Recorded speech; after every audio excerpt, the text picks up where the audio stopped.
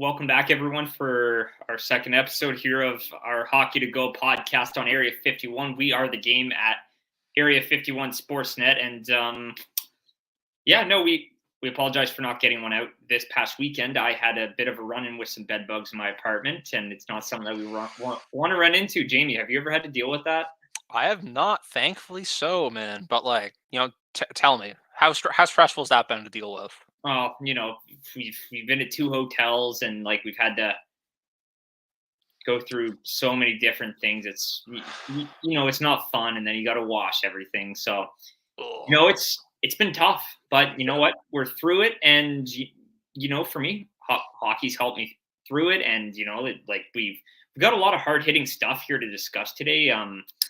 We've kind of have a lot of stuff building up. So today we're going to discuss a wide array of things. We're going to hit on our fantasy pick'ems here.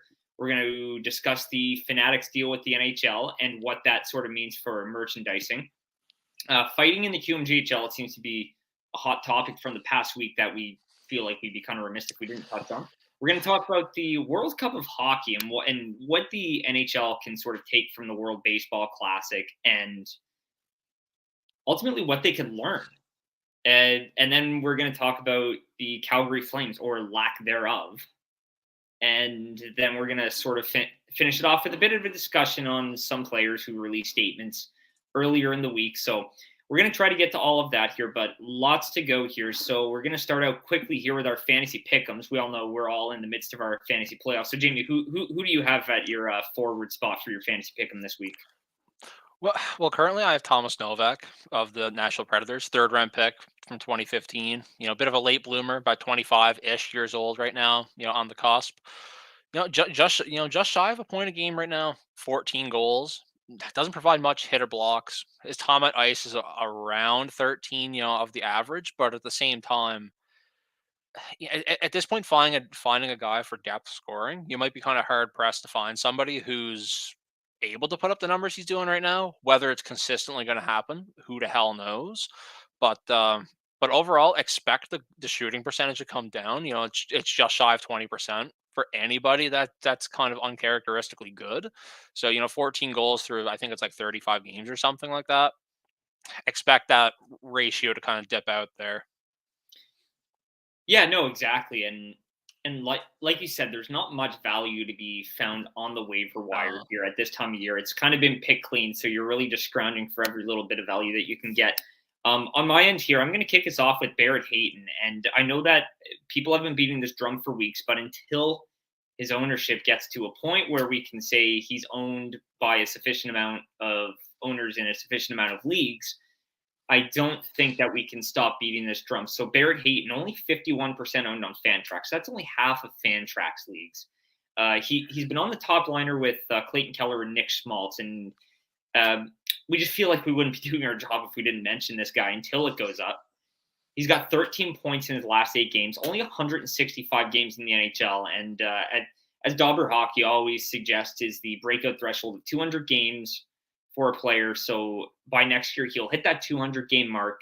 And we're hoping that next season could be a breakthrough one and finally live up to the 5th overall pedigree. And Jamie and I have been beating this drum for years. Barrett Hayton, he is a player, and I don't know why, but after all these years of hanging on to him in one of our dynasty leagues, I just traded him for Nelson Kadri only for him to get benched the other night. So what are your thoughts on Barrett Hayton? I mean, Barrett Hayton's a stud in my eyes. Like you said, we've been kind of beating that drum now for a while. The 5th overall pick. What year was that? Was that 27? 2018. 2018? Okay. Yeah.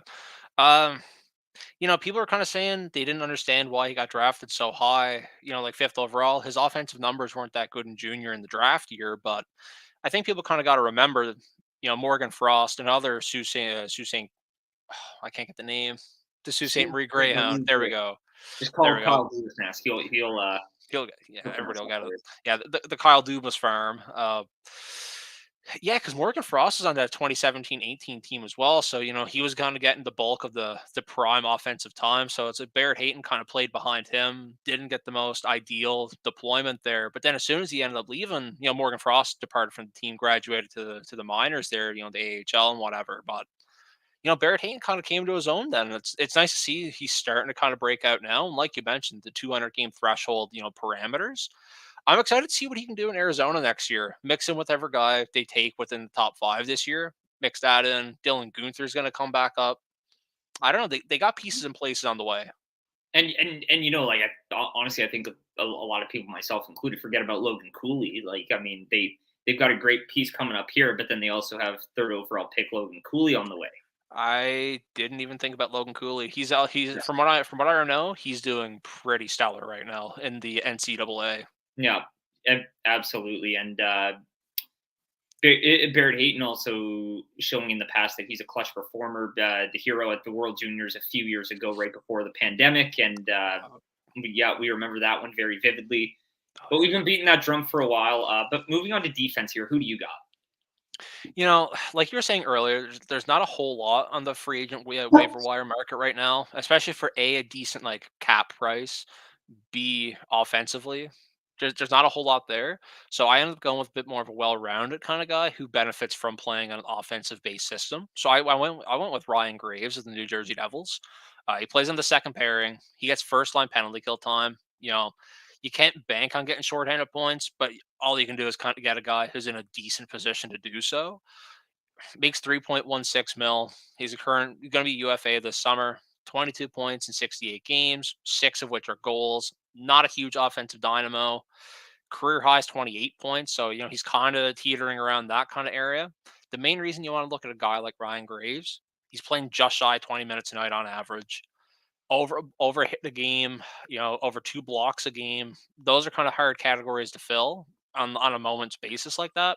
Fantrax percentage is 36 right now, give or take. The thing is, too, like I said, he plays on a team with an offensive mindset. The Devils are currently 7th in goals for this season with 245. By proxy, he should be getting stuff just based on the fact of the depth scoring options that the New Jersey Devils are capable of rostering every day.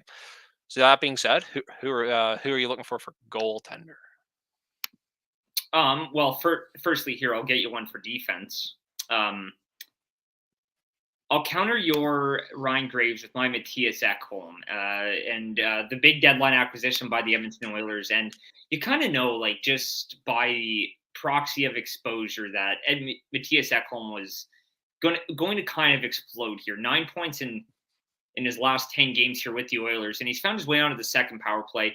He shot the puck 19 times in that span, and he offers solid hit and block numbers, as you said, kind of hard to fill on a moment's notice. But he's the one I'm looking to string for the foreseeable future, as he seems to be spending a lot of ice time there with Connor McDavid. Even though he's playing prime defensive minutes, he's still getting the chance to fill those hit and block categories. But he's also getting some chances in the offensive zone. And Edmonton's goal at the deadline was ultimately to get someone who can get the puck up the ice onto the sticks of Connor McDavid, Leon Draisaitl, all those offensive weapons that they have. And it seems like Matthias Ekholm can do that. He's kind of a beast in transition. So he's kind of the guy I'm looking for. Just being exposed to Connor McDavid is enough to make you fantasy relevant. But we're going to move on to goalies here. And we're not going to touch on this like too much. But last week, the events with Jordan Binnington have seem to have a bit of a ripple effect on the fantasy realm. Do you kind of want to go into that? I mean, I don't know if there's a whole lot to say on Jordan Binnington as a whole. The dude's an absolute modern day goon. Yeah, I like don't, it seems like every second or third day or so, there's a new report coming out. Oh, Jordan Binnington tried to fight someone. He threw like a sucker punch at someone's head. Like he just went out of his way to cause mayhem. It's like the St. Louis Blues are not that good this year, so it's like why are you trying to instigate something? You're trying to get the team going. Like going for what? Like you're not going to make the playoffs. Like that's kind of out of the question right now. Like they're not within good striking distance. So like I don't know, man. And with the whole like, especially now, like with the fighting in the QMJHL, kind of under scrutiny through the public eye. I don't think a guy like Jordan Binnington needs to bring more eyeballs to fighting in general at a time when fighting should be decreasing while he's trying to bring it up. well, exactly. And like with the sort of the fallout of this, Craig Berube seems to have kind of become tired of his shit, for lack of a better term. And so I think that's why Joel Hofer is going to be a fantastic stream here. With Binnington falling from grace there, Hofer has been the guy, and he started a few games in a row here. He's been 2-0-1 since his call up, and he's appeared in back-to-back contests now. And even though St. Louis won't be playoff bound, they're still playing some strong hockey down the stretch. It's still a team with some good pieces. I'm looking for Hofer to be a solid streamer here for you, especially in single season leagues if you need some sort of upgrade or a depth add in between the pipes, as guys like Darcy Kemper are hurt, and even if you're looking for an internal replacement for Binnington, as his playing time will inevitably go down in this stretch here. So, I think Joel Hofer is a guy that you can kind of look to, and especially for a St. Louis team that's not really giving up a whole lot of high quality chances. They've had trouble scoring at times, but when they're scoring, it's a team that I think can bring considerable value to their goalies. And I just think that he's going to be someone that you can lean on here down the stretch. And although aside from Hofer, I'm interested to see who you have as a stream. I mean, realistically, outside of guys like in those types of positions, a guy like Jordan Binnington kind of struggling, a guy coming up out of the woodworks, kind of taking that ice time away. There's not a whole lot of those situations going around. The one that I kind of looked at was the Calgary Flame situation. Dan Vladar and Jacob Markstrom. Markstrom's been kind of inconsistent all year. So it's like maybe a guy like Dan Vladar gets a start here or there down the stretch here, give Markstrom a night off or something, maybe against like the weaker teams. Vladar, he's a serviceable goalie. He signed for a 2-year extension for 2.2 mil for each of the 2 years. And it's not like the Flames are a bad team when it comes down to what's on paper. If you look on paper, they do have a solid roster from top to bottom. Yeah, Question like the high end quality of some of the pieces, but in terms of the stability, they do bring something there that not a whole lot of teams do. So maybe in the right day, Dan Vladar is like a 920 save percentage goalie on somewhat consistent basis there. Who knows? But at the same time, there's not a lot of good goaltending going around on the waiver wire. I was looking there for a bit. There's not much, especially when you're looking for like the lower percentiles. I realistically, the goalies on good teams are already picked up. You're kind of looking at goalies on the middling teams like your St. Louis's, your Calgary's, and then you're starting to get down at the weird territory where it's all honestly, I think I'd rather a backup on Calgary than I would almost a starter on Montreal, if that makes sense. Like Jake Allen or Sam Montembeault. I don't feel comfortable going with like a bottom 7 team goalie as opposed to a team that's like borderline in the mix to an extent, right? You get what I'm saying? well, exactly, and I think that that's the interesting thing here about Vlader is Calgary's a team like as bad as they've been lately. Hold on, I'm just checking here. I think they're only 3 to 5 points out of the playoffs here. I'll confirm that right here. Yeah, only 4 points back of Winnipeg for that last playoff spot. Yeah. So it's not a team who's out of it by any means. They have a lot to play for in these next few weeks as we sort of wind down the regular season and go to the playoffs. So I think that kind of gives it a bit of an appeal. Like it's almost like, would you rather go for a goalie? Like this is a direct question to you, Jamie. Would you rather go for a goalie on a team, say like Toronto or Tampa, who's been in cruise control for the last little bit? They're not necessarily playing their best hockey. Or would you rather play a team basically battling for their lives? I know you're asking me as a whole. This is a question. The answer is not black and white. There's a lot of gray in this one. It depends on the team, depends on the goalie, depends on how far out you are, and depends on how comfortable you are in the playoffs. That being said, I'm taking the hungry guy all day. I'm taking the guy who's fighting for his damn life. If you're betting on the UFC, for example, are you going to bet on the guy who has nothing to lose, or are you going to bet on the guy who's just there for a paycheck? You want the guy who has, like we always kind of say, I'm going for the guy with the heart as opposed to, the straight up, cruise control. I'm just there for the paycheck. No, exactly. And like, I mean, I guess it comes down to, I always say this come the playoff time. Would you rather play would you rather be the team who got through the first round in 4 games, or would you rather be the team who had to battle and win in 7? And I almost take the battle hardened team every time, because that they've been through something. They're in a bit of a higher gear, and they're feeling it. They've got more of a rhythm going as opposed to the rested team. But there is a benefit to being the rested team, and in this case, it's the team that's sort of on cruise control. No, exactly. When you're in the playoffs, you need to be able to play rough and tough. If you do the 4 games, generally that's going to be about what, a game every other day, so about a week. Versus you're going the distance, you're going to 7. That's about 2 weeks, give or take. Those 3 to 4 days, it may not seem like a lot, but depending on what type of team you are, like if you're a bit of more of like a physical team, let's say like the New York Islanders, a bit more defensive, bit more in your face. If I'm them going to 7, I think I'm a bit more okay with that as opposed to a bit more of a high octane skill team in the sense of, maybe they're rusty, you're sitting for an extra couple days, your practices aren't as good where you're just going against each other as opposed to another hungry team. Again, I think it all comes down to team preferences on that one. But at the same time, like there are advantages to taking the well-rested goalies or the teams and taking like the battle ready. They've gone the distance. They got the battle scars. They got the bumps and bruises. There's a reason for each one. I get both sides, but overall, I'd like to hear more from comments, listeners, from fans, whoever. Right? Yeah, because I think that there's a lot of schools of thought on that and just how you can approach these things. And like again, like you said, things like this aren't black and white. And I think that there is something to be said for playing for your life as opposed to not having anything to play for the next few weeks. And teams that have to scratch and claw to get into the playoffs, I would rather not play one of them. So like, I mean, like in theory, if you're the Boston Bruins, like, do you want to play the Islanders who are going to have to scratch and claw for every point just to get in there? Like, you almost don't want to have to play one of those teams. You'd rather play a team falling in the standings a little bit. But no, nonetheless, that kind of wraps us up here for our fantasy pickums. We hope for those of you who are still in your fantasy playoffs, we hope you're still going. Jamie and I are still going strong in a few of ours. Let's go. Yeah, we're in a group league right now where we work as a team. We're in a heated battle with the second place team here, so just trying to find our way through. And yeah, make sure you're setting your daily lines and everything. You don't want to miss out on anything because this is a hell of a time of year to miss out on that, and that's just a gift to your opponent that you just don't want to give.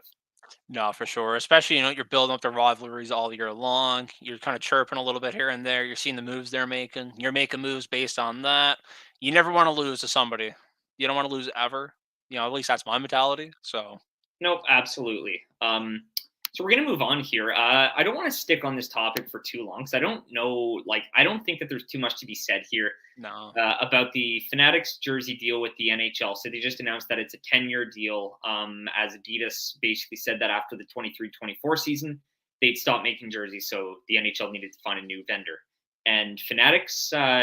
So from what I understand about Fanatics, they essentially the way that this deal is set up, they're going to be the one producer for all things NHL gear and equipment and everything. I know that they already do some of the off ice apparel, Mhm. like sweaters and like stuff that the fans can buy in stores, and they Yep. they actually own a bunch of the stores like across the NHL in NHL buildings. No, for sure. Uh, I got a couple of problems with this one. I know you said like the fan experience in the sense like what they sell to the consumer. It's cheaper than Adidas normally has been. It's cheaper than Nike. It's cheaper than all like the other the more name brand I'll call it.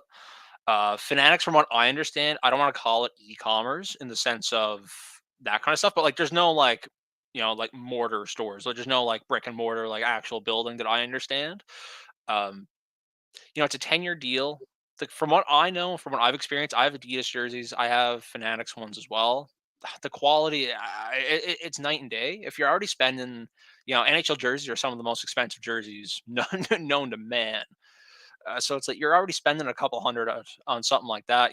Not everybody can buy 200, $300 jerseys, for every single player they like. If that was the case, I'd have no money. I'd be bankrupt.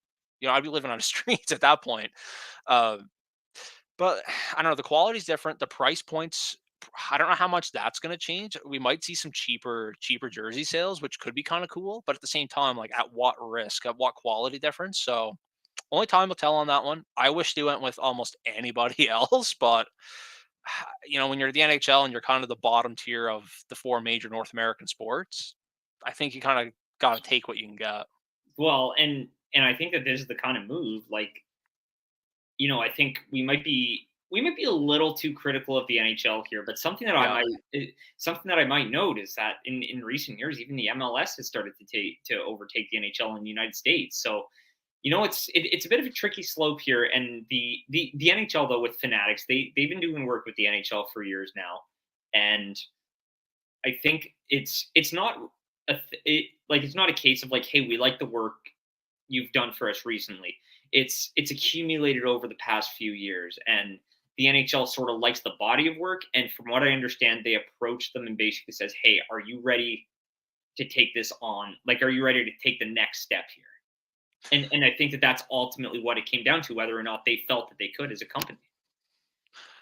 Um, I don't know if you have the answer to this. Do you know around when it went from being Reebok to Adidas? Do you know when that happened? That's Nope, only been that's the last about it. handful of years. So I'm just trying to see like the longevity of the deal because like 10 years. I know like Adidas kind of backed out, said, yeah, we're not making hockey jerseys anymore, kind of thing. Like, go kick rocks, like realistically. But is a 10-year deal like considered long for these types of things? I feel like it is like on the longer side. Well, see, I think it really depends here because when you go to consider that they're locked into this 10-year deal with this one, so it's very much like a one stream where you're getting this from, as opposed to, like, see, the way I think about this is kind of like how they approach their media deals, and how before they were with NBC, and you kind of don't want to be locked into one like kind of monolithic uh source for all the things that you want to broadcast. So now, like with NBC, you also saw games on different networks across. Like you don't see them on Fox or CBS or anything, but I think that that's the problem with the NHL, is that like they are too monolithic, and this is just another example of them kind of not understanding that like you shouldn't lock yourself into these long-term deals. So like to answer your question, yeah, like I do think that that's a long time. Like, so now, like, to answer your question from before, um they moved from Reebok to Adidas if in 2017-18, and it was a 7-year deal. So that takes them right to the end of 23-24.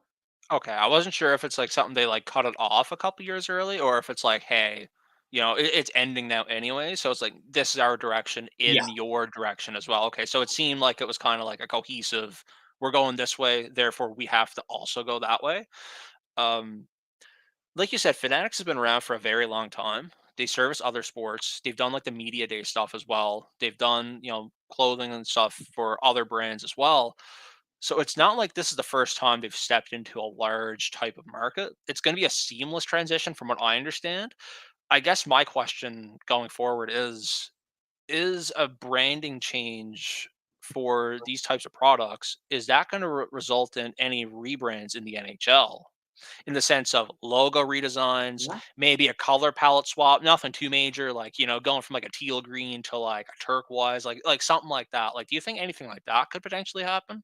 Well, it's interesting you mentioned that, like, because I was reading an article on ESPN today about the potential for that, and how some teams could get sort of like little overhauled logos. I Yeah. think that they would need to consult the teams, and they would need to consult the NHL first. But I think it's something that's definitely possible. Like I for what it's worth, I don't think you're going to see a major rebrand of a team with a hallmark logo like the Toronto Maple Leafs, Montreal Canadiens, Boston Bruins. You're not going to see anything done with those. But like you might see more custom brands. You might see them try to like redo the whole reverse retro thing that they were doing during the pandemic, because that's just a whole other stream of revenue that they're not hitting on before.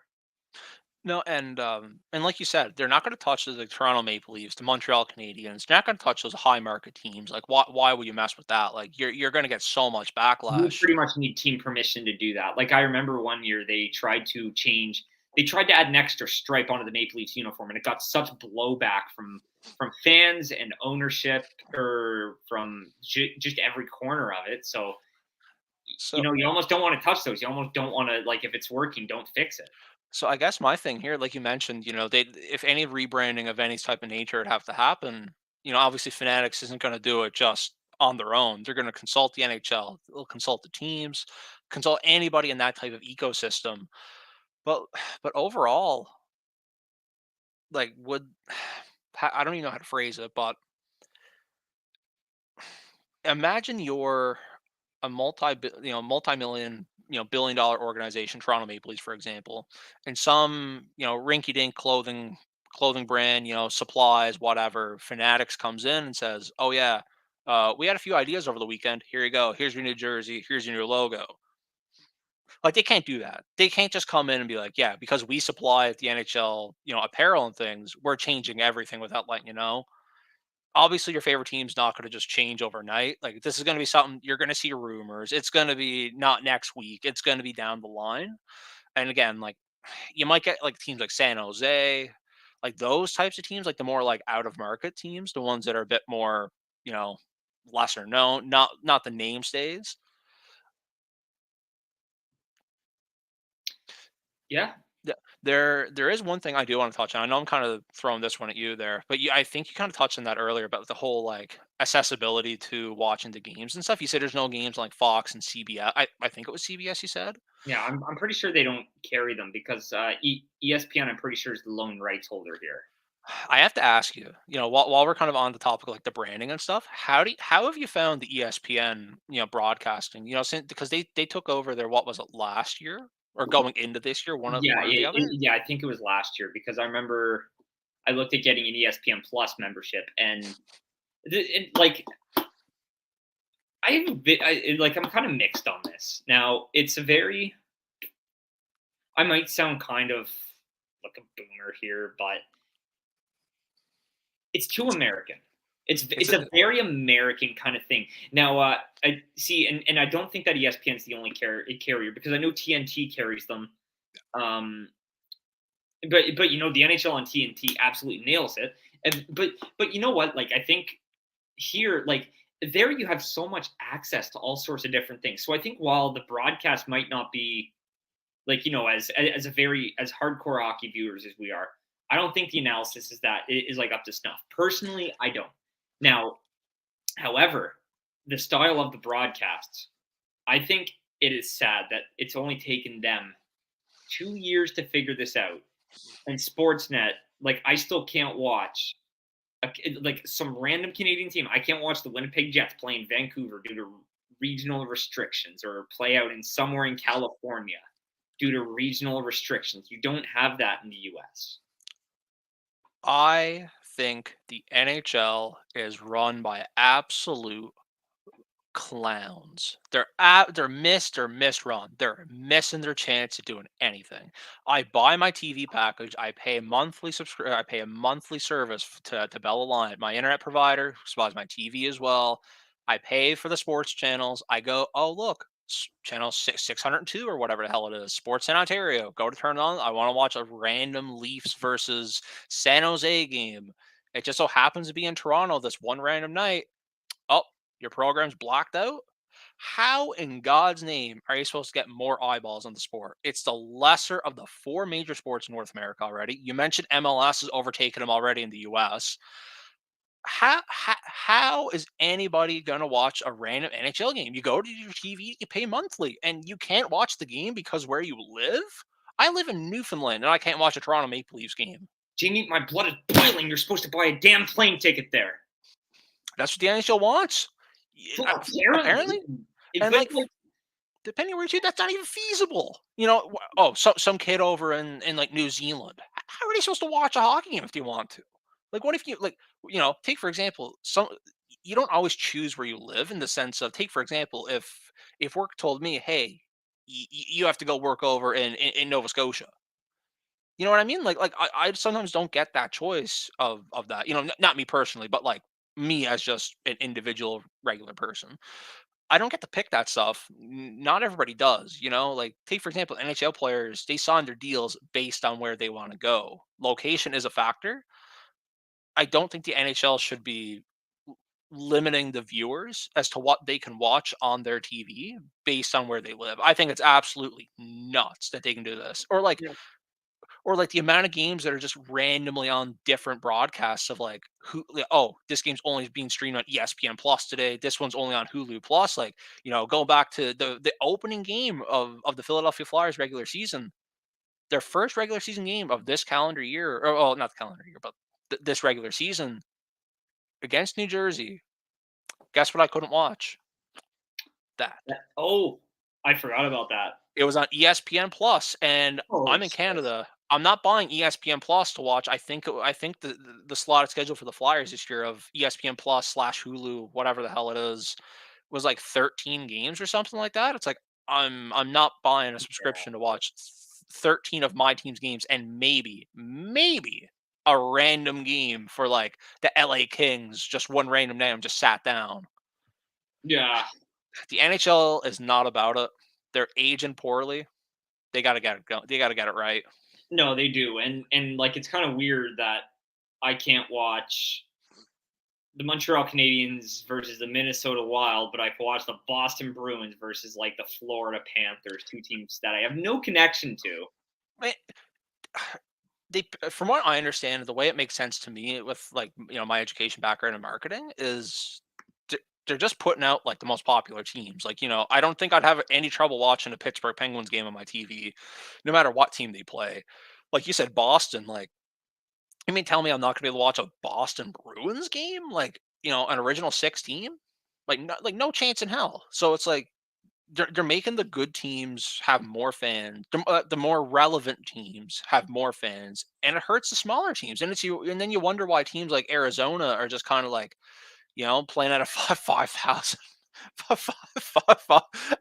out of a college stadium that fits Out 5,000 of a people. friggin' barn.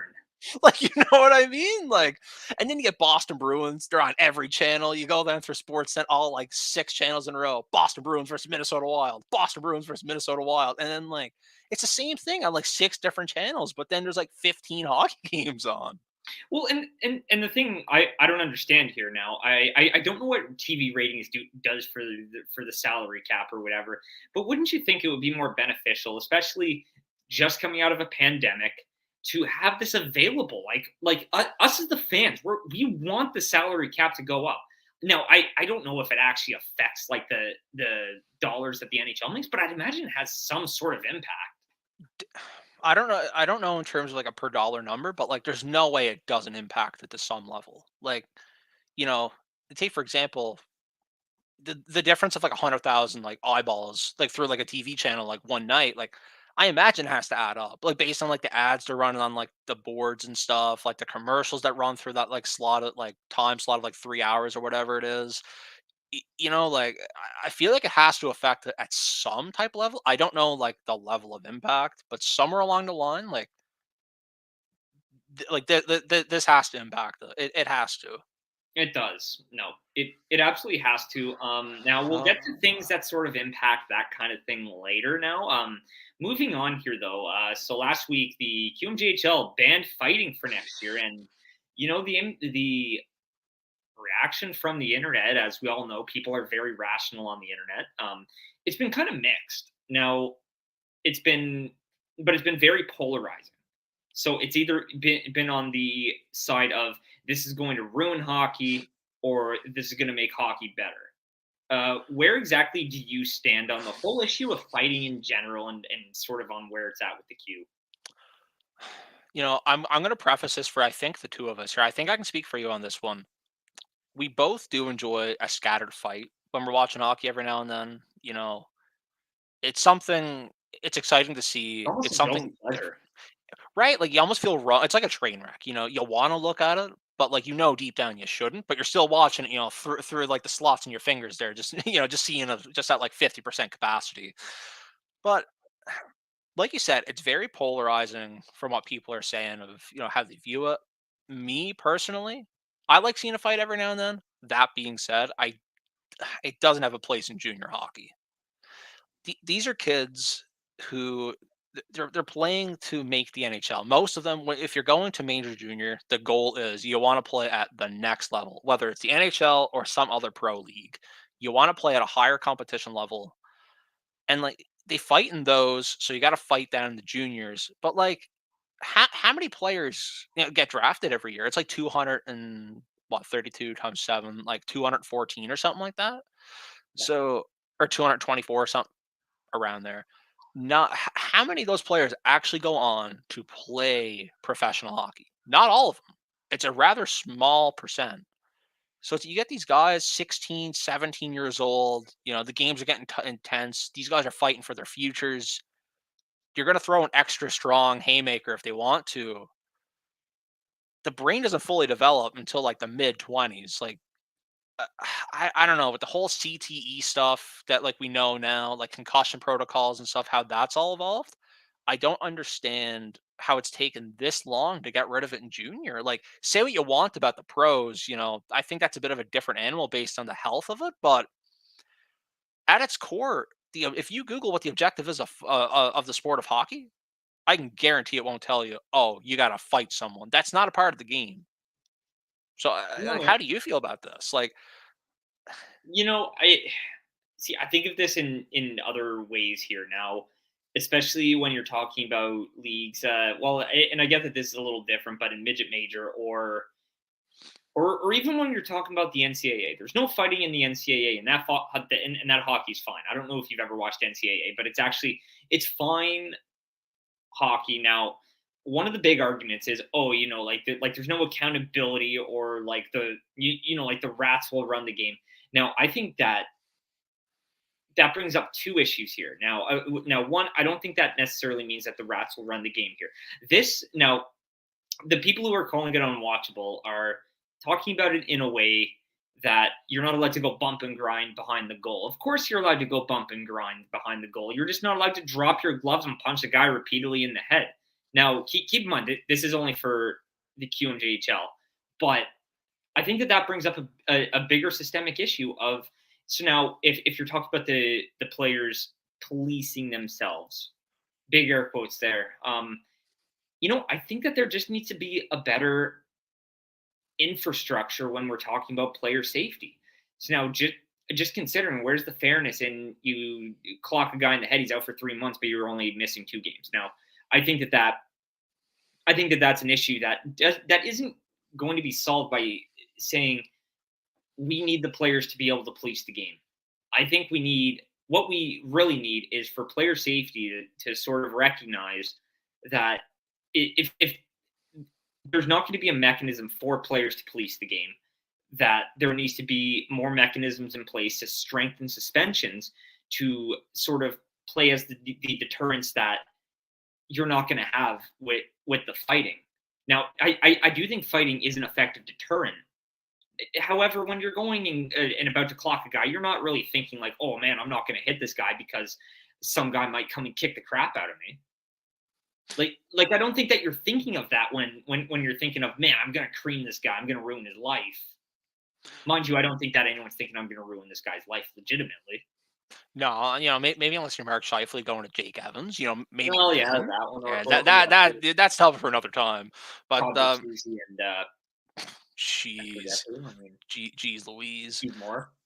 Um, Well, the amount of people online, like I've done some scrolling, look at comment section, look at different articles, things like that, trying to get like an idea as to how people view this. People think no fighting is going to ruin hockey. It's like I've seen one comment in particular kind of stood out to me. Um, oh, why would these kids want to go to the QMJHL if there's no fighting? If they're not skilled enough to make pro hockey through like natural, goals, assists, like whatever else you know, it's also like a backup plan for them. Maybe if they're tough enough, they can play, pro sports just because they're violent, because they're willing to punch someone in the head for anything. Because you take, for example, how many fights happen over something that is a clean hit? If you would just want to look at it from a fight only starts because of somebody got hit, which more often than not, that is the case. There's lots of fights happen after a clean hit just because it's a big hit. And like you said, player safety is kind of up here for it. They need to be the starting ones. So take for example, if you high stick someone, you spear someone in the midsection with your stick, odds are you're gonna have a meeting with player safety. Uh Probably gonna get like a $5,000 fine or whatever. At minimum. At Right? Like minimum. the standards for the suspensions, like you said, they need to be updated. This isn't 1975. The salary's gone up. These players, take for example, if you want to look at like a $3 million player, you know, take away the state tax, take away whatever expenses they have, agents, their living expenses, all these types of variables. A $3 million player is still making a fat stack of money. It's more money than I'll ever see in my life, unfortunately. But what's $5,000 to them? It's a parking ticket. Right, and then you look at other leagues, like above the NHL in terms of the four major North American ones. I know I keep going back to those, but you have the MLB. Their salaries are through the damn roof. Football through the Even roof. worse. Basketball through the roof. And it's like hockeys are so low, but the fines they don't really like stack up proportionally, in my opinion. Anyways, like what's a $5,000 fine to somebody who makes $3 million a year? Like that's chump change. Like yeah, I could go like take for example, I go to a strip club and blow that if I'm if I'm making that kind of money. You know what I mean? Like, Well, exactly, right? Like, I mean, if you're Jay Moran, like, I mean, you could probably spend more of that. right? And the thing is too, how the suspensions don't add up, but the only time the NHL really suspends a player for a decent amount of time is if they're a repeat offender. So if you're if you have like 5 fights in a matter of like a couple seasons, odds are you're going to get some higher suspension levels put in there. But the fact that it takes a few other instances to be labeled and that kind of category is kind of wild to me. I get like you can't throw the book at someone on a first time, but at the same time, the level shouldn't start like down at the ground and then work its way up. It should start like at a good height and then get worse, if that makes Well, sense. and I think where people need to be guiding their kind of anger towards this is towards just the disciplinary committees for these leagues. Now, Zachary Leroux he just had that incident where a fan apparently a fan from what I understand, a fan tried to spin on him. Oh, Uh, did it? Oh, I'm really? not entirely sure of that. Take that with a big grain of salt. Yeah. Okay. But no, nonetheless, it still doesn't excuse the actions of LaRue, where he tried to spear this fan, and I'm pretty sure it was like a 16 or 17-year-old kid. So already we're talking about assaulting a fan, a minor, just someone who paid money to sit there. Yeah. Dude only gets 10 games. Now, I'm pretty sure he's also been suspended like 6 or 7 times. Like I wrote an article on this for Area 51 Yeah. about how he could be gone for the season, like for the regular season and playoffs, and he only got 10 games. So it's one of the last things I'll say on this, but just that I think there needs to be more accountability for the players doing these things through via player safety. The accountability doesn't have to come on the ice, and you know what? If you're saying the lack thereof of fighting in junior hockey is going to ruin it for you, and you won't go see these games. Maybe us as adults should stop taking enjoyment in teenagers punching each other repeatedly in the head. Before we move on to a new topic here, I do gotta ask, Yeah, absolutely. what year are we in? Like we're in 2023, right? Apparently, So I don't like I get fighting in hockey. It kind of goes back to the very core roots of like what the game was. Like I know when a lot of people think of hockey, one of the first thoughts is, oh, it's gonna be two grown men, two burly young men going at it, throwing fisticuffs at each other. Like the game has changed so much more. Take for example the amount of injuries that we've had to star players. Some careers get ruined because of the smallest injuries, and fighting just increased that. You're taking blows to the head. There's a reason. Take for like pro fighters, like MMA boxers, for example. They only do a certain amount of fights here. I know you can't really compare boxing to a fight in hockey. It's not really a fight in hockey. It's more of a scrap, but you're still getting punched in the head a handful of times. And obviously in boxing, you're getting hit a lot more all over the body. But I just don't understand. There's no fighting in basketball. There's none in baseball. There's none in football. Why the hell do we still have it in hockey? well, so I was saying this to you just about like earlier about the different things in different sports that they've done to make it safer. In baseball, they got rid of that rule where you could just absolutely demolish the catcher standing in front of home plate. Now there's rules that the catcher has to stand to the side and he has to tag you, but you aren't allowed to slide into him within a certain radius. Like you have to go down a certain path. Same for second base. In basketball, they have rules against screening and blocking and all that. Um, And in football, they essentially have rules now about contact to the head, grabbing face masks and everything. And all these things are meant to prevent injuries because for like what we have to remember here, and this gets lost in all of it. We're going to touch on this towards the end of the show, but these guys are still people. And just because you're paying money to see them play does not mean that they should be willing to get hurt for this. I don't care how much money you make. Nothing's worth getting hurt over. And I know that that sounds kind of like, people might come after me for that, but for what it's worth, they're still people and we want them to be able to play at peak level. And if a career is cut short because these guys got in too many fights when their brains were still in their developmental stages, like we as fans are still like being robbed of these things, but most importantly, they're also being robbed of their livelihoods. Something I don't think we fully know yet is the consequences of the fighting in hockey. In the sense of later on in life, you have like a 10, 15-year career, whatever. After that, that's kind of when it all sets in. You're sat back on your couch, you're not doing a whole lot, you're starting to age. How well did these continuous blows to the head? How well do they age with you, if that makes sense, right? Like, take for example, football, like the whole CTE stuff.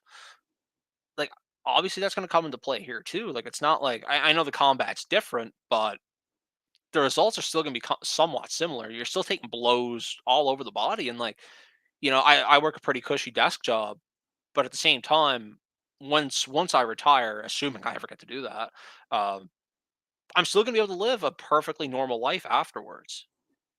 Hockey players and sports players in general don't get to do that. Like, how many times, like, you're 26, for example. How many times you woke up after you slept the wrong way and you have like a kink in your neck for a couple hours? Right. These dudes play pro sports for 10, 15 years, getting punched in the head, sticks in the groin, getting elbows in the ribs. They don't have their It's knees after. right, like it adds up, and I don't think we fully know like what the full consequences for these fights can actually be, Well, like in terms of a long, long term, right? and I think within the next few years, and by the next few, I mean in the next decade, we might start seeing things with guys like Paul Correa, whose careers were ended because of concussions. And eventually, we're going to see the effect. We're going to see if there is any effect, if any at all. And I'd be willing to bet that there will be something, but Yeah, we won't know until then. Something with Sidney Crosby could happen, but unfortunately, that's what it's going to take for the NHL to take this sort of action. Is for a superstar like Sidney yeah. Crosby to essentially have his life cut short due to CTE. And hell, we almost, back to early 2010s. You remember that? Like, Crosby was out for how long did he miss with all those concussions that he had back in the day? Right, because he missed like large chunks of multiple seasons. So And yeah, right, like we almost got robbed of that. And like, obviously, like the fan perspective of all this, that's kind of like that's pretty minimal. The yeah, player's livelihood, like you said, that's kind of the most important part that I think people forget. I know that's a big, sports or entertainment for some, but these guys, this is real life to them. Like, they sign up to get mauled. yeah. No, for sure. And it's kind of like the social contract you sign with playing hockey. Now, I think we've pretty much covered everything that there is to do with fighting. Now, I just want to like end this off by saying I don't know, like I don't necessarily agree or disagree with banning it in the NHL at this point. Now, I think we kind of have to see how it goes in the QMJHL, but nonetheless, let's just all approach this with an open mind and just sort of see how it goes and see No, if the game really does devolve to where the Rats run the game, or which I really genuinely don't think they will. But no. nonetheless, we're gonna move on here now. I know Jamie, you said you didn't really catch any of the World Baseball Classic, eh? No, I'm trying to get into watching more MLB, but at the same time, something like like the World Cup for baseball, that that doesn't, or the world, what's it called? World Baseball Classic. World Baseball Classic. Something like that doesn't really appeal to me. Like, I was checking scores and stuff every now and then. Like, I know, Japan won, sort of that spoiled it for anybody, but like, I know that. But in terms of the way it operates, you're a bit more versed in that. Yeah, so now we're going to kind of talk about how the NHL could kind of take a few lessons here from the MLB and planning the World Baseball Classic. So now My first really big thing that I love about the World Baseball Classic, you don't necessarily have to represent the country you're born in, and you're not tied to a country. Now, in the NHL, so say you're going to play an international event for the first time, you're going to play in the NHL, um, or like you're going to play in the World Juniors or something like that. You have to play for that country. So now, like I know Alex Galchenyuk could have played for um, USA or Russia Yep. based on nationalities and everything. So He chose USA, so he's stuck playing with USA forever whenever he plays internationally. okay. So Now, yeah, so I know you said for Galchenyuk it was nationality, which it is true. But does citizenship status come up into that? Because I know for basketball, for example, Joel Embiid, like he's huge grain of salt on this one. But I thought I read something before of he's looking at playing for France next time they kind of go international. I don't know how true that is. I think I saw it, but like that's also part and because of citizenship status. Does that have anything to do with like baseball? Like for like well, they okay. do it? So I'm going to go through the rules here of the World Baseball Okay. Classic in terms of eligibility. So the player previously appeared on a Federation baseball team's final roster at the start of either a World Baseball Classic qualifier or tournament round. So they have to play for the team in a qualifying round. The player is a citizen of the Federation team's country or territory, as evidenced with a valid passport as of 3 months prior to the start of the tournament. The player is currently permanently a legal resident of the Federation's team or country. Uh, the player was born in the Federation team's country. The player has at least one parent who is, or if deceased, was a citizen of the Federation team's country or territory, as evidenced by a passport. So you need that kind of evidence. The player has at least one parent who's born there, as evidenced with the birth certificate. And the player presents documentary evidence satisfactory to World Baseball Classic that he would be granted citizenship or a passport in due course under the laws. So now, for example, Randy Rosarena, a player for the Tampa Bay Rays. He's from Cuba originally, but he chose to play for Mexico based on citizenship reasons. Um, and I know that some players chose to play for Italy, and a lot of these players are from the United States. Now, I know Jock Peterson, for example, he could be granted citizenship in Israel. So now I'm pretty sure Israel had a team there. So he was eligible to play for Israel. So essentially, what I'm proposing is I don't have an example, but say a player from the United States has some sort of tie to Czechia, for example. So if they're born in the U.S. but they have this tie to Czechia, like they have one parent who is from there, they can play for Czechia at this tournament, or they can play for Denmark or any other country. You don't have to be born there. So I think ultimately that's the one big change I would make here.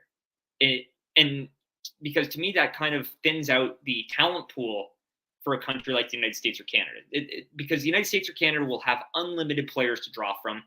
So now all of a sudden you're talking about players like what's an example of a player who would get cut from Team Canada? Maybe a guy like Sean Couturier, maybe at this current state of how deep Canada is, because he's also a guy. He was born in the States, represents Canada Right. internationally. Right. Um, So for example, say Sean Couturier had an opportunity. So now he's represented Canada internationally. I'm pretty sure. yep. Um, but to have that opportunity, so you don't make Team Canada, you're not ineligible for this tournament now because Canada's not the only team you can play for. You can appear for the United Okay. States. You can appear for whatever country. So now, um, I'm really trying to think of a good example here, but I'm sure there are ones out there, like William Nylander, for example, doesn't make Ooh. Team Sweden. Maybe Team Canada wants him because he was born in Calgary. So just to make sure I am understanding right, currently in hockey, I know this one, but once you pick one for hockey, once you're like 16 or whatever, whoever you're representing internationally, that's who you have to represent Yeah, you going can't forward. represent anyone else. But baseball, any given year, take for example, like you mentioned, I forget the guy's name, like the Israeli guy. Like if you Jock wanted to, Peterson. Yeah. what was it? Sorry. Jock Peterson. So Jock Peterson, for example, if he wanted to 1 year, he could be like assume like a yearly basis for my scenario. 1 year he could play for Team Canada if he wanted to, or you know Team Israel. Like he could pick on any given international basis. Yep, and for example, for context here for our Canadian listeners, for those who follow the Toronto Blue Jays, Vladimir Guerrero Jr., born in Canada, Ooh. from the Dominican Republic. I'm pretty sure he represented, or he wasn't at the tournament though because of an injury, Yeah. but he could choose to represent either of those countries. So the next World Baseball, what was it? So World, sorry, World Baseball Classic. So the World next Baseball one's going to be in Classics. 2026. Okay, so take for example, if you represent Canada in this one, next one he could do the Dominican if you wanted to. Technically, yes. Okay, so he can switch it out based on like whenever he wants. Yeah, like you do need to have some sort of reasonable tie. Like you can't just say like, "Hey, I want to go play for Team Italy." No, no, exactly. Like as long as it's something that you are able to associate yourself with through connection of family, yourself, however you find the connection based on like the rule listings. That is pretty interesting into it. I guess my one gripe with that is, I mean, like you said, it kind of thins out the talent pool for Canada and U.S. Like when relating to hockey for this next coming one, but overall, isn't there the possibility of? No, I forgot my point. We might have to edit this for a second there. Think of it like this. Now, if there were enough players in a in this particular federation to put together a team, Austin Matthews' mother is from Mexico. So now, in theory, Austin Matthews could represent Team Mexico if they iced a team. So now, if they could interchangeably do that, say represent Team Mexico 1 year, and then the next year you go, oh, well, next World Cup, you're like, oh, I'm gonna go for Team USA now. Isn't there also a fear of maybe guys try and stack certain teams in the sense of, oh, there's not a whole lot of good of Americans this year. Mexico has a fuckload of guys right now. Let's go play with them this time. The next go around, maybe we go back to Team USA. Isn't there? Is that a possibility of a fear factor in that? Well, yeah, I'm not entirely sure what the rule is in baseball if you can go back and forth. But now, like now the thing is that that's always a fear. But Yeah. like if someone has a reasonable tie, like again, like a lot of these guys might not choose to represent Team USA or Team Canada, and they might choose to represent a parent's country. So say like Mexico or like a Great Britain. So like if a player had a tie to Great Britain, or think of a guy like Liam Kirk who has a tie to Australia if Australia ever iced a team there. So like I think ultimately having these ties and even thinking of Josh Hosang, who played for South Korea at the 2018 games when they hosted.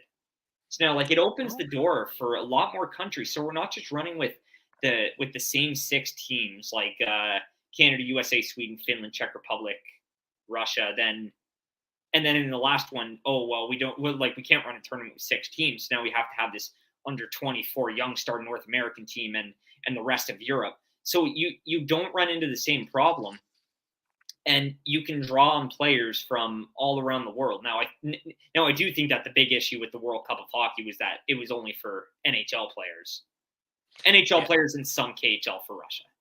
Yeah, they screwed the pooch on that one. But honestly, I do get what you're saying though. Like as opposed to having like a handful of like powerhouse teams, every single year or every single big international tournament, you can always count on Canada, U.S., Russia when they're there, Finland, Sweden. You can count. What was the other one I'm missing there? Czechia. Sorry, I Yeah, said yeah, Czech Republic there before. It's Czechia. yeah, Correct. yeah, yeah. You're kind of mixing with those like six-ish type teams. So well, from those origins. I, this is a way you kind of put bigger names on smaller teams.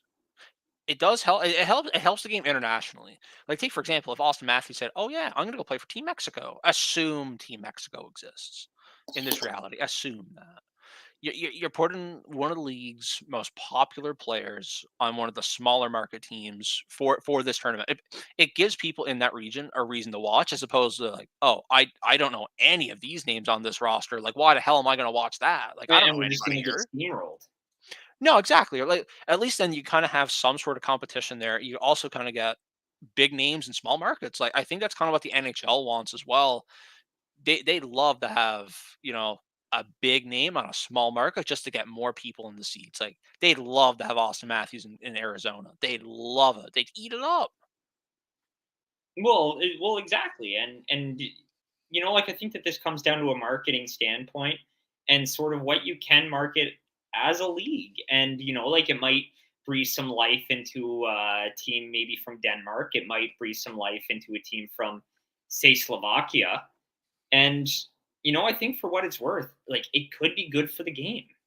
Like, and that's what it comes down to, growing the game, and that's what baseball does. Literally, 97% of TVs in Japan watched Shohei Ohtani strike out Mike Trout last night to win the World Baseball Classic. And like you said, they're trying to grow the game internationally. Like that's the whole point. Like, but basketball's been having games over in different parts of the world. Hockey has a couple like preseason games. Like what was it this year? San Jose. What was it for a regular season game? It was San Jose and Nashville. They played in Czechia, was it? Cause Yeah, what was it there? Yeah, yeah, yeah. yeah. I forget what ties, like what players had ties there. I forget what it was, but yeah, like you're playing these games over in Czechia. It's like they want to grow the game, but then they also have things in place that don't let them grow the game as well. It's like they're trying to do the best of both worlds there, and it's like to me, part of my language, they're fucking it up on both ends. Well, yeah. I don't know. I don't trust the NHL to do a whole lot these days. I really don't. The product as a whole has gone down in terms of the way the decision making's gone, but end of the day, we'll still tune in. No, absolutely. Unless you like fighting in the queue, then you're Yeah. probably not going to watch. Well, I just think that there are ways that you can enhance a tournament like this, and I think that's how you grow the game. Like look at how many people watched that World Cup final back in December, when Messi had a chance to win, and he finally did it. And like it's just like a thing that you're missing out on. We're missing out. You and I, and everyone else watching, we might never get to see have a chance to see Connor McDavid and Sidney Crosby play on the same team. Connor That breaks. McDavid, Mitch Marner, Sidney Crosby, whoever. Like But talk about the biggest stars here. we might never get to see Connor McDavid play on the same team as Sidney Crosby. But I can guarantee you, we'll keep seeing that one commercial where it's up in the next coming week. Watch these big star players, Connor McDavid, and Sidney Crosby, play against each other. You'll damn well hear that commercial for the next couple for the next like Right. month. Well, yeah, and sort of a little last thing to touch on here, like me being in Halifax, we'll never get to see the Halifax line, the Cole Harbor guys, Nathan McKinnon, Sidney Crosby, and Brad Marchand. We'll never get to see the Halifax connection. Like I don't know, they're missing the NHL's missing out on so much. All these other big name sports, they're doing so much. Like take for example football. They have the games over in like Germany. They play over. I think London's another one. They play over there, and like those I don't know if you know, but those areas have a bunch of fans. Whenever the games are held over there, they sell out. Buildings are sold out. They're the fans are into it. You see the jerseys all over the stands of all the different teams. They're just because they're showing their support that they love the product. The NHL doesn't really do that a whole lot. They don't do it to the same level. And I don't think the NHL believes in their product like a lot of these other leagues do, and it's kind of evident with how they approach it. Now, do you have any last thoughts on this before we move on? The NHL is run by dinosaurs. Other than that, no. Yeah, and you know what? I would love to see another best on best tournament. The 2016 World Cup of Hockey, it was all right.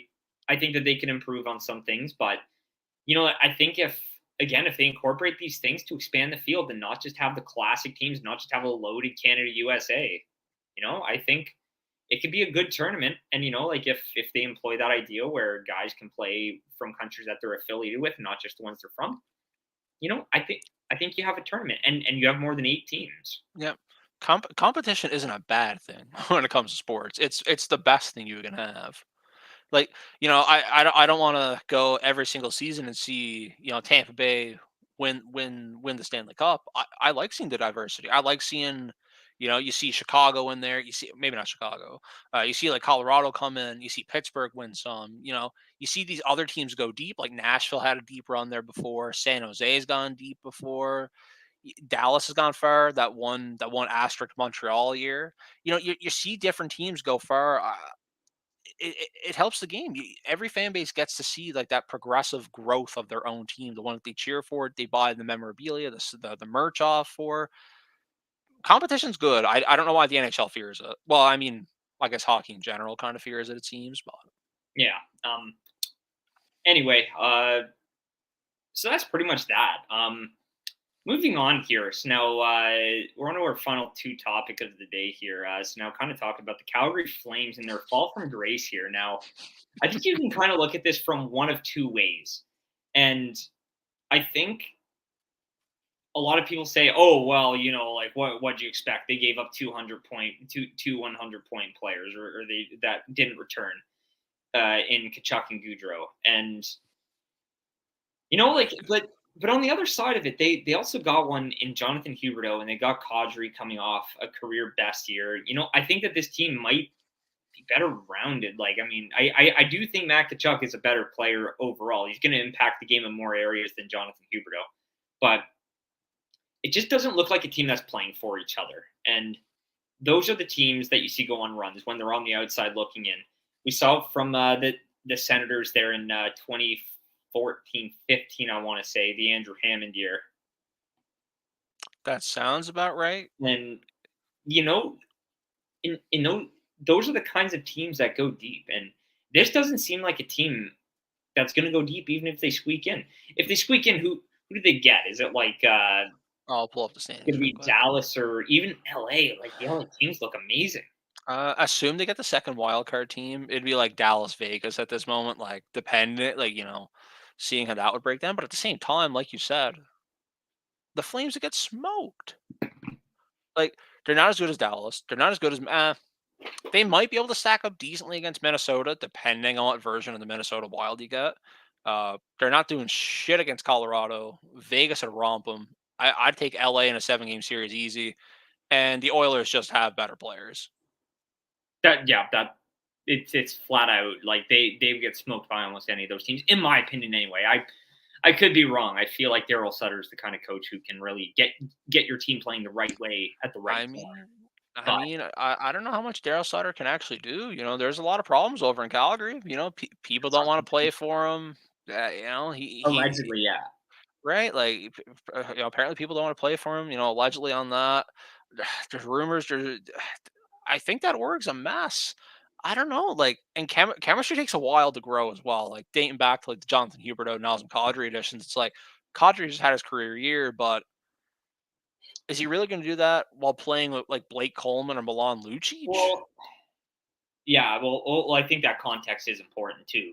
Now, I think the thing that we're not really accounting for is, like you said, like the turnover of that team was just ridiculous. Like they Yeah. brought in so many new faces.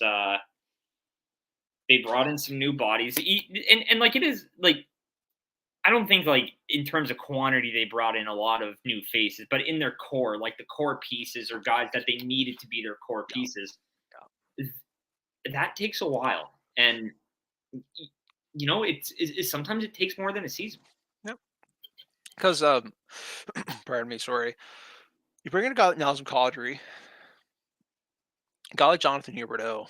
You still have Elias Lindholm.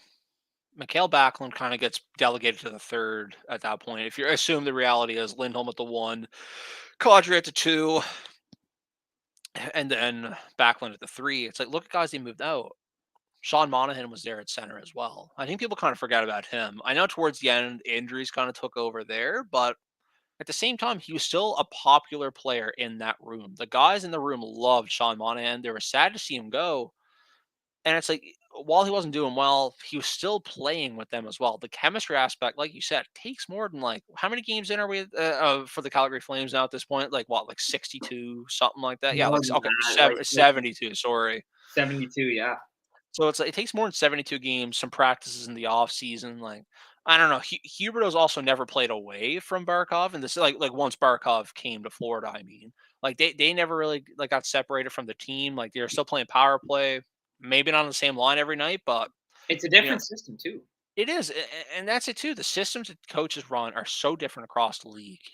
Some players. That's why I see players flourish in one market and flounder in the other. Like take for example, I think a decent one of that might be Ryan O'Reilly.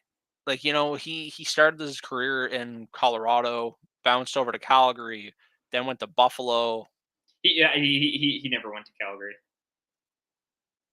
He signed the offer sheet. Oh, yeah, yeah, yeah, yeah, sorry. Yeah. But like, you bounce around a couple different teams there. It's like, you're not always gonna be a 100-point player. I'm not saying O'Reilly was a 100-point player, but you're not going to be a 100-point player in every single system. Like that's not how it works unless you're literally the top 0.000000001%, like the Connor McDavids, right? Like, No, exactly. And like I think the thing that kind of gets missed in all of this is just that maybe like a lot of the time, I'm not saying that they should or shouldn't fire Sutter, but sometimes a blend of players doesn't work with a certain style or system. You see, I'm trying to think of an example here.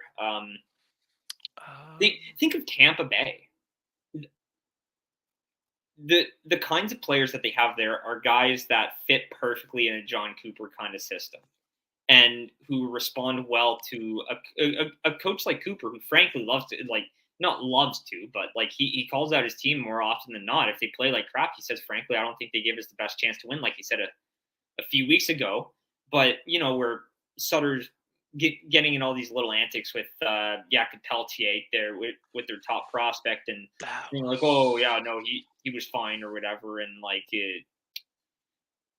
that's that I don't know, like something just doesn't sit right with me there. that whole that whole thing with Jacob Peltier, because after his first NHL game, a reporter asked Daryl Sutter of how'd you find him, and he responded by asking him what the dude's number is. He pulled up just like the stat sheet he had in front of him. He's like, oh, he played like 11 minutes of ice time. He had 2 shots and a hit. Like, do you remember that? Oh yeah, oh yeah. Like, you don't do that to a young kid, especially not the top prospect. And a guy like Daryl Sutter, like when he had success in LA, look at the team he had. Jordan Nolan was there. Trevor Lewis was in, his prime. He had guys like Mike Times, Jeff Carter as well. Like Anze Kopitar, Jake Muzzin as well. He had all these guys who are rough and tough, similar to Daryl Sutter. And then you look at the Calgary Flames roster, you know, Andrew Mangiapane, Jonathan Huberdeau, Elias Lindholm, Dylan Dubé. Those are kind of guys at your core. Maybe not Dubé so much, but point in case, like maybe Erasmus Anderson. Do do those types of players seem like they belong to Daryl Sutter? Like, no. Hell, I'll even include Nazem Kadri in that one. Like, I know he speaks out a bit more than some other guys, but at the same time, I don't think he's a Daryl Sutter kind of guy. No, and he plays that kind of rigid style that I think Sutter kind of looks for. But for what it's worth, and I'll stake my claim on this. If and it's a big if, Calgary makes a coaching change this offseason, they'll win the Pacific next year. I know that that's a huge stake to make right now at this point in time, but I think if they have a coaching change, I think that they're going to be looking a hell of a lot different in the fall. I'm just looking at the Pacific just to get eyeballs on teams. Maybe not win the Pacific. That might be a stretch since that's really hard to predict, and that division is going to get tougher. But But but I mean, at the same time, like I don't think that's a bad claim to make either. Like team like Vegas, you never know what's going to happen with them. I think if they And miss the playoffs and they fire Sutter, I bet depending on who they hire, they make the playoffs next year. because like top to bottom, it is a decent roster. Like there are some good names and places, but like at the same time, I don't think you can fix a team. Calgary's always been they're good, they're not great. They tried to fix it by making these big trades. They brought in Jonathan Huberdeau, Mackenzie Weegar. They changed so much at their core. How can you really come in and be a Stanley Cup contender when you just change your core so dramatically in such a short time as well? Like to me, that doesn't make sense. There's been teams who have been better than the Calgary Flames at this current moment try to do that, and it doesn't work. Like it's something I didn't expect to work. I didn't expect it to work as poorly as what it has been. Because from what I know, there's been a lot of like off ice stuff as well with that org. Right. And yeah, no, and unfortunately, that's hockey sometimes. Like like what you see on paper isn't necessarily what you're going to get in practice or on the ice. No, and do you have anything more to add to the Calgary Flames stuff? Not really. I just think I think they're a bit of a mess right now. They're in a bit of shambles, but I do think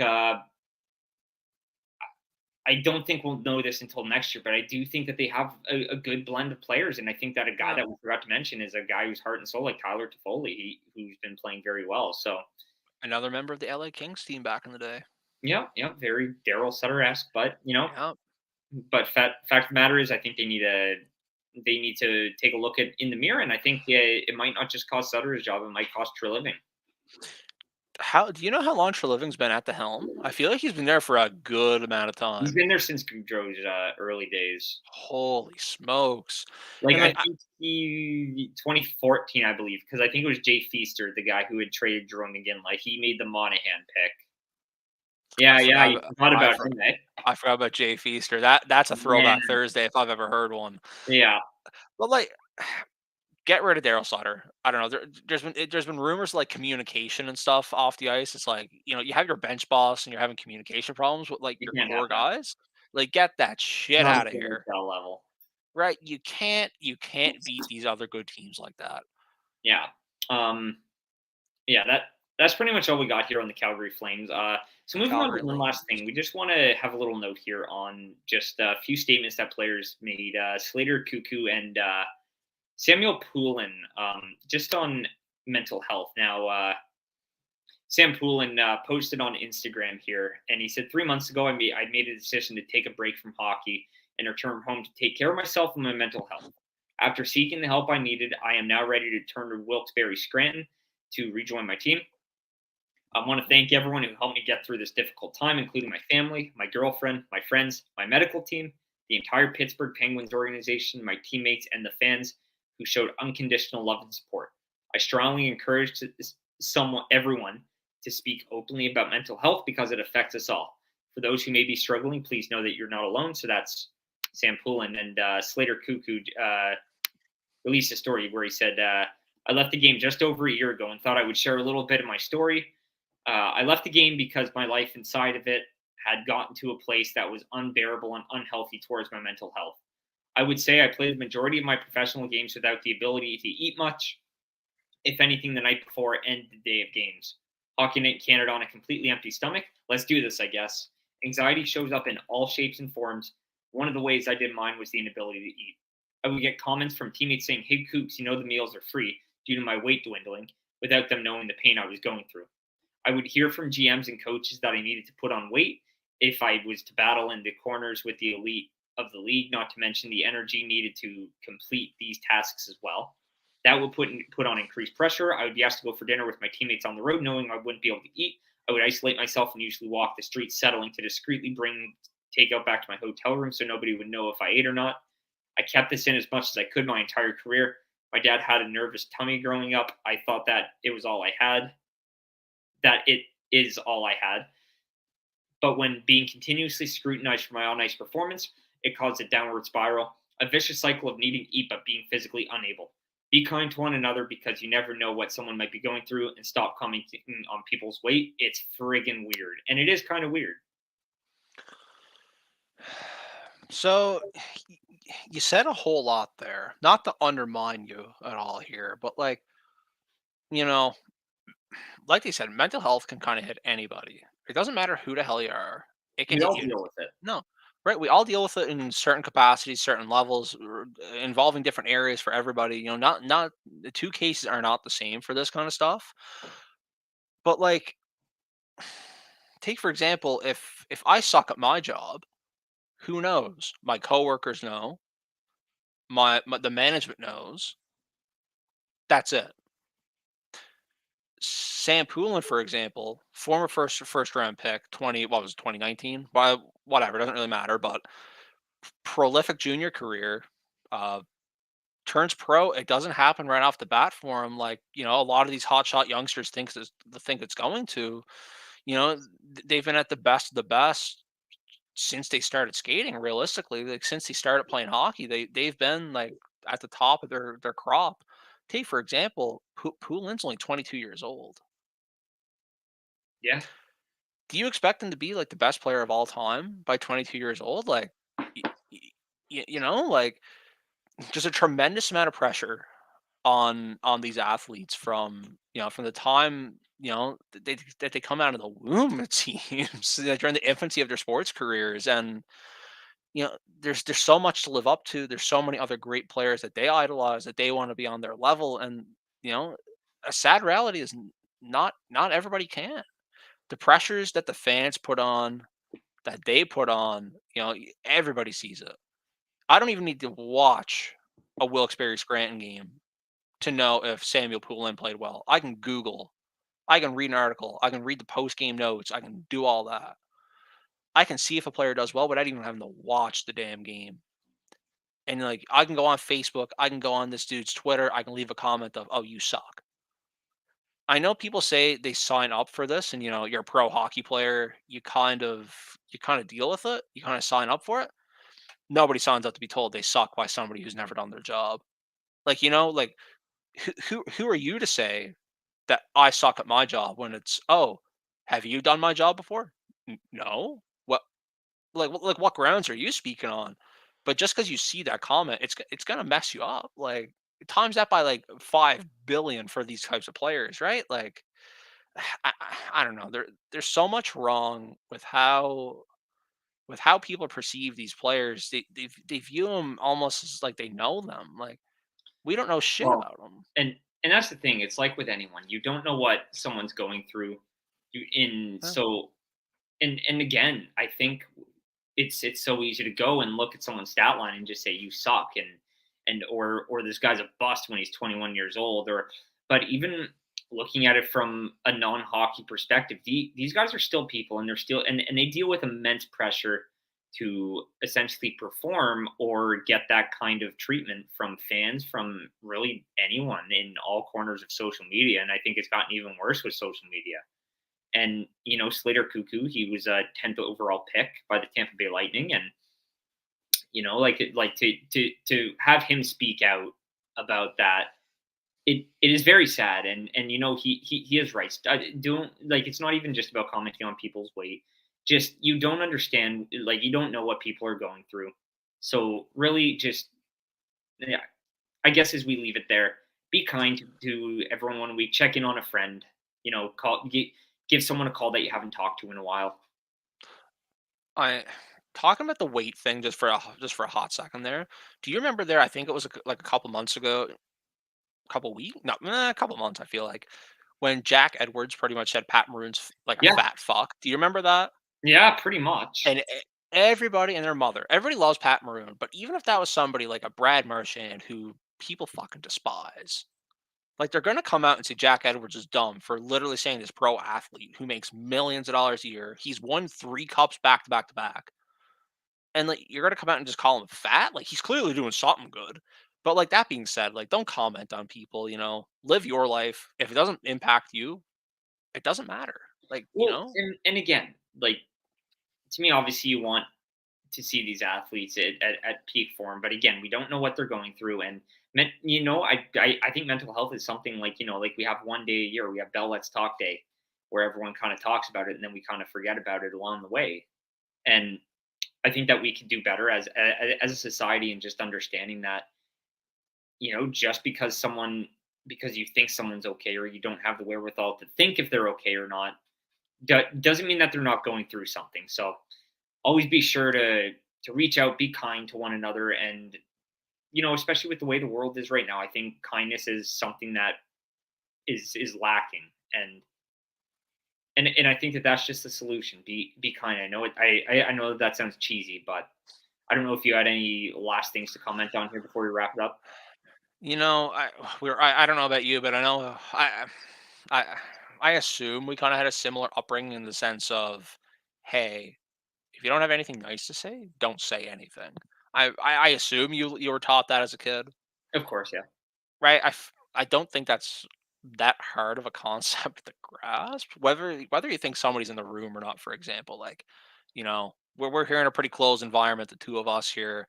I know it's gonna get uploaded, but take for example, if I said something, bad about, one of your buddies or something, they can find out pretty damn quick. Like through social media and like the ability to like to communicate with people from different sides of the world. Like take for example, I'm in Newfoundland. You've mentioned you're in Halifax, and we're here doing this, right? Video as well, audio as well. Communication has gone through the roof in the sense of how easily accessible it is for anybody and everybody to do it. It's considered second nature to have a cell phone these days. You get all your news from there. You're going out on the bus. Take 20 minutes to scroll. You're caught up for the day. I don't know. All that transfers over to you, but at the same time, like just don't be a fucking dickhead. Like I think that's what it comes down to. Don't be fucking stupid.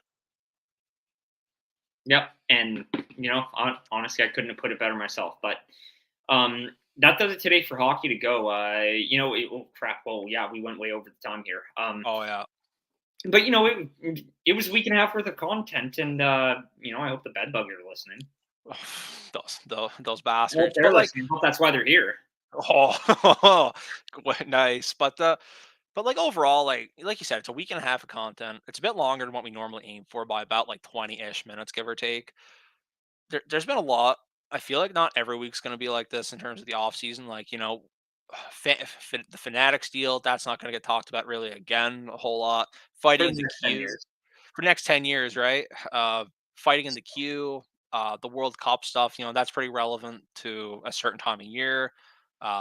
Calgary, that's just topical. The playoff race, look what time of year it is. Like, and then the mental health stuff, like that's not going to come up all the time. I feel like we got a pretty good segment here of how much variety of information kind of came out in this short amount of time. So I am glad that it did go longer than that, than And like the and normal time. and I do promise, I know we didn't really focus on a lot of the hockey side of the NHL, like, we just sort of focused on a lot of fringe kind of news pieces here, but for next week, we're gonna try to focus more on the NHL, the playoff race, obviously fantasy pick'ems. We might even try to dive in a little bit on, like, sort of value plays and sort of just, coming in the next few weeks, we're gonna look at doing a sort of a fantasy playoff draft here on the show.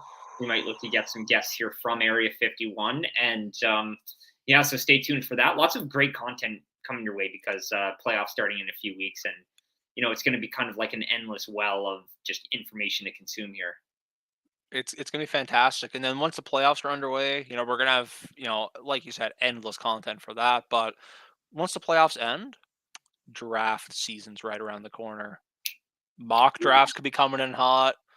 Maybe have some guests on for that as well. Yeah. We can And, see where it goes. yeah. And we'll be looking to have some of our own draft experts on here. So stay tuned for that. I am Sean Crocker. You can find me at Shawnee_hockey, and you can find Jaime at Jamie_DH on Twitter. So follow us for the details, and be sure to read Jamie's edition of Caps coming out this week. And yeah, no, definitely some great stuff to come your way. So thanks for tuning in. Have a good week, everyone. Have a good one.